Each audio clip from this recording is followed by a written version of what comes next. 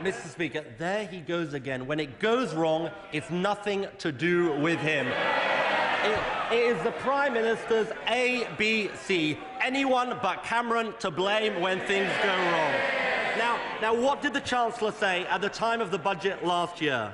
That his approach, and I quote, would deliver a steady and sustained economic recovery with low inflation and falling unemployment. Mr. Speaker, 3 promises made, 3 promises broken. Their plan is failing, and that is the truth. Doesn't that show why at the autumn statement the Prime Minister should change course?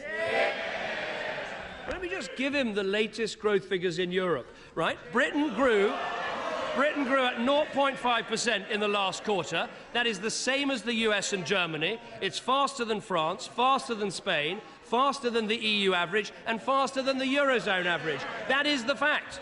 Now, of course, it is a difficult economic environment we're in, but is there a single other mainstream party anywhere in Europe who thinks the answer to the debt problem is more spending and more borrowing?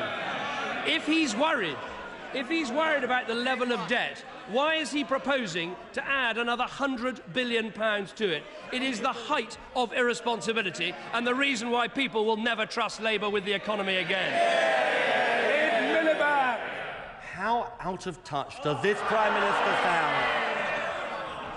1 million young people and their families worried about finding a job, and all he offers is complacency and more of the same. And now we know it, Mr. Speaker. However high youth unemployment goes, however bad it gets, it's a price worth paying to protect his failed plan. I tell him this, unless he changes course next week, 1 million young people will become the symbol of his failed economic plan and an out-of-touch Prime Minister. The right honourable gentleman asks for a change of course. Let me just say to him what it is that the leading economic organisations in our country and indeed across the world say about that issue. The IMF say this: is there a justification for a shift in the policy mix? We think the answer is no. Let's listen to the Governor of the Bank of England, Mervyn King. There has to be a plan A. He says he wouldn't listen to him. It was Labour who appointed him.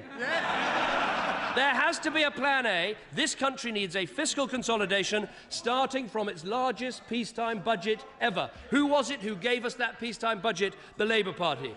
Listen to the CBI. The CBI, the leading business organisation in this country.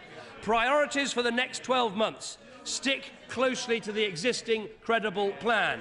That is what the experts say. That is what business says. That is what the Bank of England says. Would you listen to them, or would you listen to the people that got us into this mess in the first place?